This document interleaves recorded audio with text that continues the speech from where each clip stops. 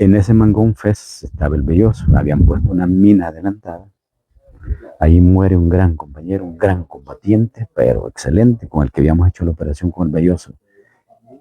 3 días, 4 días antes, 5 días antes en el Salitre.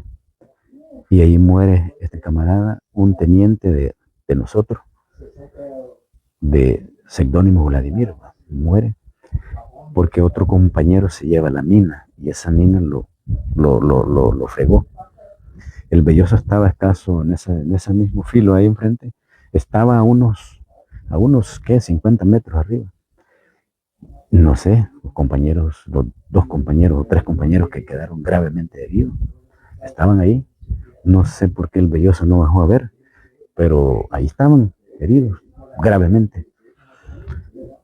Yo con este teniente Vladimir éramos muy amigos, aparte que era mi jefe, éramos grandes amigos, grandes amigos. Y él, este, a mí no me habían, éramos 2 grupos. Él agarró un grupo y yo tenía el otro grupo. Yo estaba del otro lado operando con la unidad y él estaba en el quemado. Yo estaba en otra unidad, con otro grupo operando con una unidad de las columnas, que teníamos un combate con el Belloso en la parte de la aldea, toda esa parte para arriba, los lirios hacia abajo. Entonces, por eso Vladimir lo mandaron a esa operación, a explorar toda esa parte que lo había tenido el Belloso, toda esa parte de los campamentos que le decíamos nosotros, el Franco, lo había tenido el Belloso. Entonces, eh, cuando él cae en la mina, hoy les cuento, cuando mandan a ese grupo, él pide, yo tenía un radio de comunicación, que estábamos en la misma, habíamos varios en ese radio, habían varias unidades. Entonces yo oí lo que le estaban, la orden que le estaban dando a él, y entonces no podía decir nada por ese radio, porque me iban a huir los meros radistas del puesto de mando. Entonces porque él le pedía al radista del puesto de mando que si le daba chance de descansar un rato y el siguiente día, a buen 5 de la mañana, explorar el Mangón, que era donde estaba el Belloso. Pero el radista, por medio del comandante, le niega que no, que lo tenía que hacer en esa hora, que lo tenía que hacer en esa hora. Entonces vengo yo y le digo, vámonos a una frecuencia, vámonos a otra frecuencia, y nos fuimos. Y le digo yo, en el terreno uno manda, uno decide. Yo decido lo que voy a hacer porque yo estoy en el terreno, ¿va? No, no es el tipo que me está dando la orden. Entonces le digo yo, no, yo que vos me meto al monte, duermo 3 horas y en la mañana sigo. Y decirle sí, le dije, decirle sí. Pero en todo eso, que nos fueron siguiendo también, va, y se dieron cuenta. Entonces me piden como que yo le estaba dando al otro que no cumpliera la orden.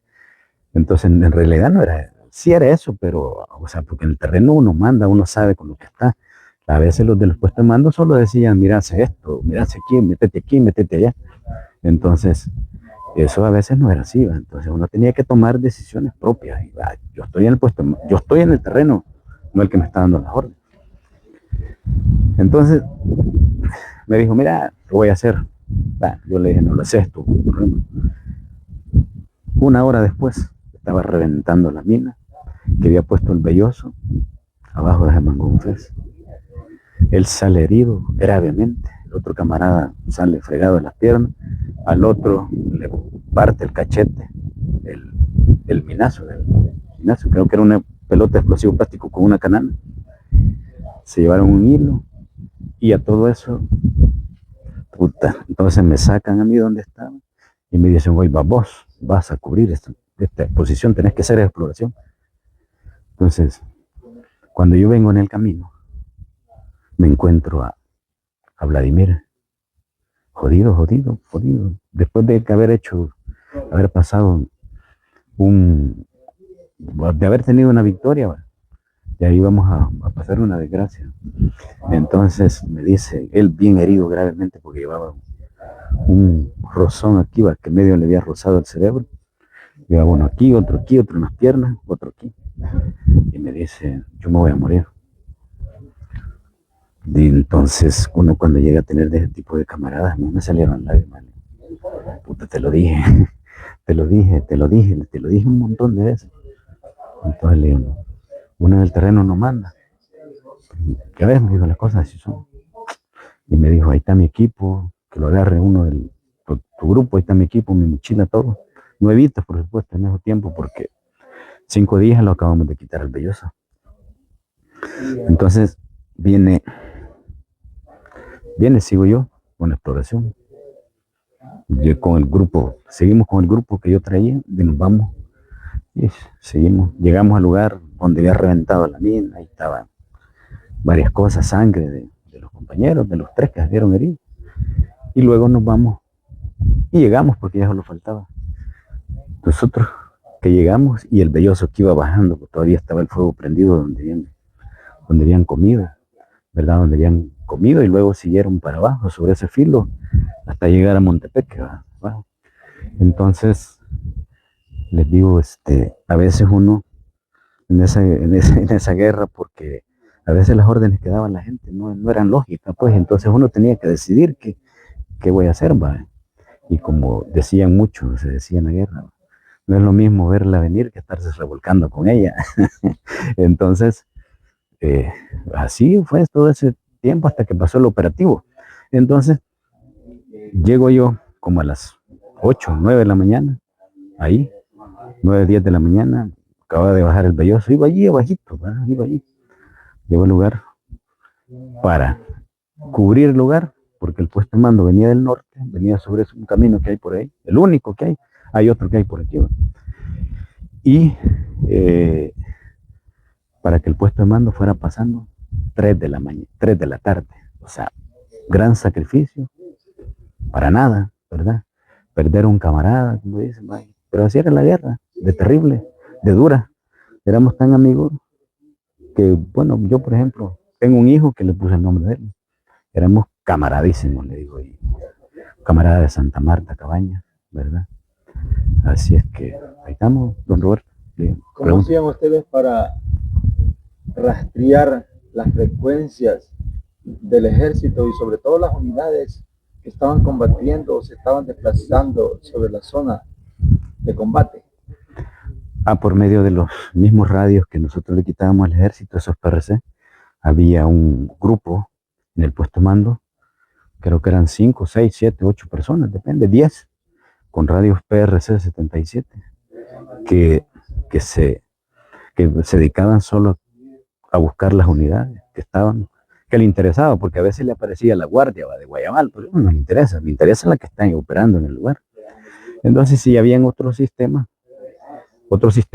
que no sé cómo, pero que funcionaban excelentemente, que eran unos radios que se trababan aquí. Y ese tipo esos tipos eran de rastreo, nosotros llamamos rastreo. Legalmente se llama inteligencia. Entonces, nosotros cuando íbamos a operar, por decirle en Apopa, un lugar así, siempre había un rastreador.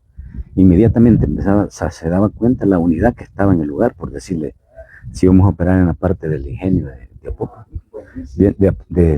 del ingenio El Ángel, siempre sabíamos la unidad que estaba en ese momento en ese lugar. Entonces, eso a nosotros nos ayudó todo el tiempo. A veces, no sé, pero a veces cuando hacían un tipo como que solo sonaba como gorgorito, como pitufo, ahí a veces era difícil, pero la mayoría de veces, todas las unidades que operaban aquí las tenía, la frecuencia las tenía uno, otro, cada uno tenía una frecuencia. Mira, yo tengo, por decir, yo tengo el Belloso, yo tengo los paracaidistas, yo tengo a los del Roblar, ¿va? Yo tengo la primera brigada que está al sur, así funcionaba ese volado. Por eso es que ustedes conocían los indicativos y hasta los rangos de los comandantes que andaban operando en la zona, sobre todo a los que ustedes se estaban enfrentando, porque no tenían esa disciplina de radio. Nosotros siempre, porque vaya, pues todos esos indicativos del Belloso, todo eso los tenían muchos camaradas, ¿no? A veces nosotros no los, o sea, pero inmediatamente de que entraban a Guayabal, a veces el del volcán, pegaban bien, ¿va? Cuando estaban operando el volcán, pegaban bien fuerte. Entonces disputa, pero ¿dónde está? Entonces, lo que buscaba el de inteligencia guerrillero, el de rastreo, que mencionara algún lugar, algún cantón. A veces nos fuimos chucos, mencionaban el Salitre, pero mencionaban el Salitre del volcán de San Salvador, ¿verdad? Y había un Salitre aquí en el Cerro WhatsApp también, entonces nos íbamos chucos, ¿verdad?